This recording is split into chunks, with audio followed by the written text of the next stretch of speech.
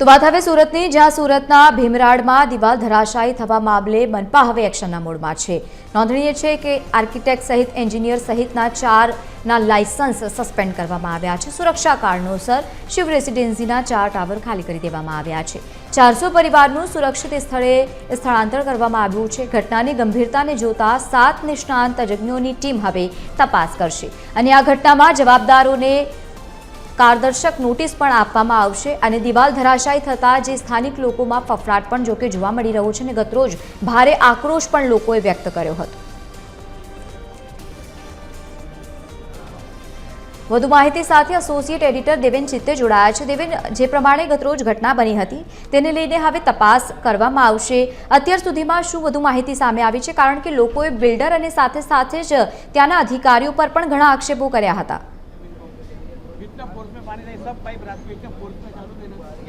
જે લવલીન જે પ્રકારની સ્થિતિ ઊભી થઈ છે અને જે દિવાલ ધરાશય થઈ હતી ત્યારબાદ એના લગોલગ જે એપાર્ટમેન્ટો આવેલા છે શિવમ રેસિડેન્સીના ઈ અને એફ જે વિંગ છે તેના રહીશો છે તેમને અત્યારે ત્યાં રહેવા દેવામાં નથી આવતા, કારણ કે જે ભયભીત સ્થિતિ ઊભી થઈ છે, લોકોનું જીવનું જોખમ ઊભું થયું છે અને તેના ધ્યાને જ આ જે લોકો છે તે અત્યારે બહાર લાવવામાં આવી રહ્યા છે। પરંતુ અત્યારે તમે સ્થિતિ જોઈ શકો છો તે ખૂબ જ રોષ છે અને એ લોકો અલગ અલગ પ્રકારની જે માંગણી છે તે અત્યારે કરી રહ્યા છે कि अभी क्या चल रहा है और किस तरह से आपकी डिमांड है। अभी देखो, एक बार आने का रास्ता था वो भी आज बंद हो गया है। गैस लाइन टूटने के कारण ये देख सकते हो आप, वो पानी जीसीबी के कारण ये गैस लाइन भी टूट गई है और पब्लिक आप खाली नज़ारा देखो कैसे माहौल में, भय के माहौल में खड़ी है।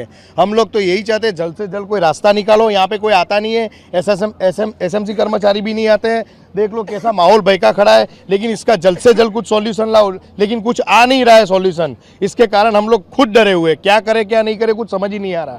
हमें अभी क्या चल रहा है यहाँ? हम ऐसा चाहते हैं, हमें ऐसा लग रहा है कि जिस तरीके से प्रशासन ने गैस पाइपलाइन को तोड़ा है और पानी बंद करने का कोशिश कर रहे हैं, उससे उनको कुछ न कुछ यहाँ की संगीनता और गंभीरता का पता है कि सोसाइटी के अंदर ये जो टावर है, ये टावर सारे प्रॉब्लम में चल रहे हैं और इसीलिए सारा लाइफ लाइन यहाँ का ख़त्म करके यहाँ के लोगों को यहाँ से हटाना चाहते हैं।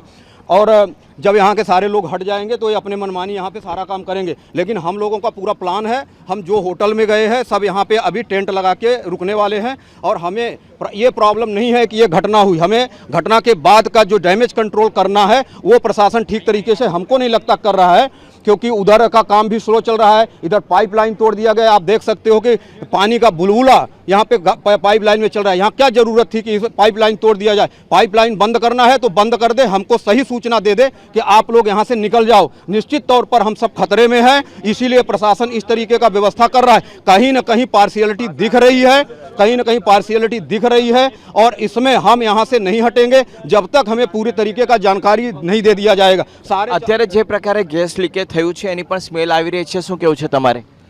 देखो, गैस लाइन तो है ना जानबूझ के सूचना कुछ चल रहा है। गैस लाइन तो काट देंगे, पहले सोसाइटी का बच्ची कुछ लोग जो रह गए 4 टावर गैस लाइन काट के उनको भी भगाने का देख रहे हैं। और बाद में है ना ये रूम या तो है ना कहाँ रहेंगे लोग, या तो नया घर थोड़ी दिलवा देंगे। ये दो रूम हॉल किचन का आज घर आता है, कितना महंगा आता है सूरत में पता है म्यूनसिपालिटी को। आज ये बिल्डर थोड़ा नया घर थोड़ी दे देगा तुरंत देखो, और फिर गैस लाइन काट देंगे, फिर बोलेंगे लाइट कनेक्शन भी काटना पड़ेगा।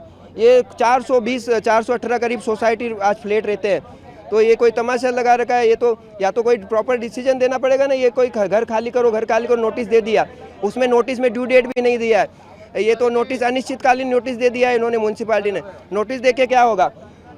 आज इतना मेहनत से कमाई करके लोग घर खरीदते हैं, घर खरीदने में आज कितना पैसा लगता है। आज इस एरिया में, ये एरिया में घर खरीदने जाए तो 1 करोड़ रुपए लगता है। आज 1 करोड़ रुपए में घर बना रहे, कोई नया कोई बिल्डर लोग बना रहा होगा, कुछ भी बना रहा होगा। पैसा का ऐसे मुफ्त का पैसा है क्या? अधिकारी जो यहाँ पे अधिकारी आए हैं वो क्या किस प्रकार का आपको जवाब दे रहे? अभी હમણાં જે અધિકારી આવ્યા છે એ હમણાં જ જસ્ટ આવ્યા છે, એમનું કહેવું એવું છે કે ખાલી પાણીનો વાલ બંધ કરવા આવ્યા છે, પણ એમને બી એમ કોઈ ઓથોરાઇઝ પર્સન વગર જેસીબીનો ઓનલી ડ્રાઈવર એના હિસાબે કરે છે। હવે સાહેબ એમ કહે છે, અમે એને કીધું છે, પણ કોઈ પણ ઓથોરાઇઝ સાહેબ પણ આવ્યા છે, એમને બી મ્યુનિસિપાલિટીને ખબર નથી કે અહીંયા શું થઈ રહ્યું છે। તો એમને જ્યારે ખબર જ નથી તો આ કામ એમને કરવા કેવી રીતે દીધું? એના લીધે આજે ગુજરાત ગેસ લાઇનની લાઇન ફાટી છે। અમને એટલી પ્રોબ્લેમ થાય છે। હવે જે બાકીના 4 ટાવર તો સીઝ કરેલા હતા, બાકીના 4 ટાવર માટે ગેસ બંધ છે, પાણી બંધ છે, આવવા જવાના રસ્તા બંધ કરી દીધા છે. હવે એના માટે જવાબદાર કોઈ નથી કોઈ મ્યુનિસિપાલિટીના કોઈ અહીંયા સાહેબ આવતું નથી, કોઈ એમની નિગરાણીમાં આટલો મોટો હાદસો થયા છતાં બી કોઈ એમને ઓથોરાઇઝ કોઈ સાહેબ અહીંયા ઊભા જ રહેવા તૈયાર નથી થતા. તો હવે અમારે કોને સાથે માંગણી કરવી? તો અત્યારે જે પ્રકારની સ્થિતિ ઊભી છે લવલીન, કે લોકો ખૂબ જ ભયભીત છે, જે રસ્તા છે તે બંધ કરી દેવામાં આવ્યા છે, જે ફ્લેટ છે તે પણ ખાલી કરી દેવા માટેની નોટિસ આપવામાં આવી રહી છે, એટલે લોકોનો જે રોષ છે તે અત્યારે ખૂબ જ વધારે પ્રમાણમાં જોવા મળી રહ્યો છે. બિલકુલ દેવેના, આભાર સમગ્ર માહિતી સાથે જોડાવા બદલ. તો ત્યારે લોકોમાં ભારે આક્રોશ જોવા મળ્યો છે, અનેક આક્ષેપો પણ કરી રહ્યા છે. હવે આ તમામની વચ્ચે કારણદર્શક નોટિસ આપવામાં આવી છે અને આવનારા સમયમાં તેને લઈને વધુ કાર્યવાહી કરાશે.